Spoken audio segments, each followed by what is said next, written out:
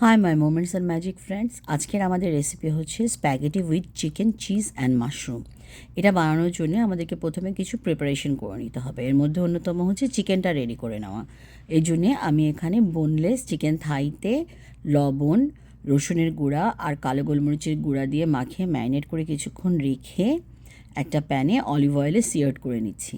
নিয়ে এগুলোকে আমি সরিয়ে রেখে প্যানে আবার দিলাম অলিভ অয়েল, বাটার আর 1 টেবিল স্পুনের মতো ফ্লাওয়ার। এর ভিতরে এখন আমি দিয়ে দেব 1 কাপ দুধ। আচ্ছা, এই পর্যায়ে বলে রাখি, আমার রেসিপিগুলো যদি আপনাদের ভালো লাগে প্লিজ আমাকে সাবস্ক্রাইব করবেন, লাইক করবেন, শেয়ার করবেন। Thank you. আবার আমরা এখানে দুধ অ্যাড করছি।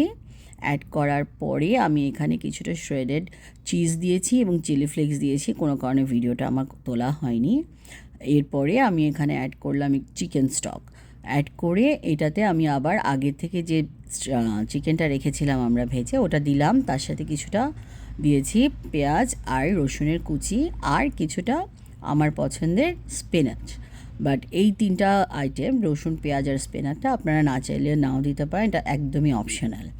ঠিক আছে, এই পর্যায়ে এই চিকেন চিজ মিক্সটা আমরা সরিয়ে রাখছি। আরেকটা পাত্রে আমরা পানি দিয়ে তাতে লবণ আর তেল দিয়ে স্প্যাগেটিগুলো সিদ্ধ করতে দিচ্ছি। আমার প্যাকেটে 10 মিনিটস লেখা ছিল, সো আমি 10 মিনিটস সিদ্ধ করেছি।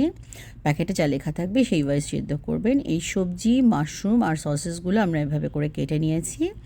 আমার স্প্যাগেটি সিদ্ধ হয়ে গেছে, ওটা আমি ড্রেন করতে দিয়ে আরেকটা পাত্রের মধ্যে, প্যানের মধ্যে আমি ভালো মতো অলিভ অয়েল দিলাম। দিয়ে তাতে ওই যে কেটে রাখা মাশরুম, সসেস এবং সবজিগুলো দিয়েছিলাম, ওগুলোকে সতে করব উইথ ব্ল্যাক পেপার।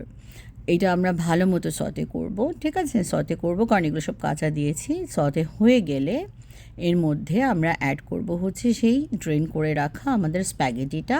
তার আগে কিছুটা লবণ দিয়ে নিলাম, দিয়ে এটা নরম হলে তখন আর কি স্প্যাগেটিটা অ্যাড করব।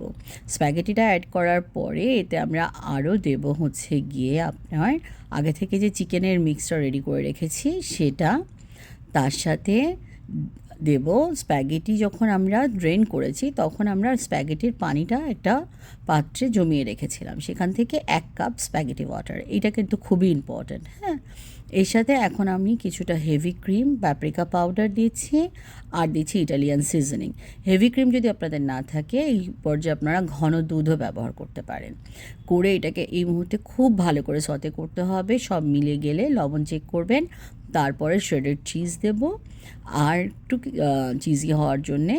তার সাথে আমরা ধনেপাতা ছড়িয়ে ভালো মতো টস অ্যান্ড টার্ন করে সার্ভ করব with little bit of Italian seasoning, spaghetti with chicken, cheese and mushroom.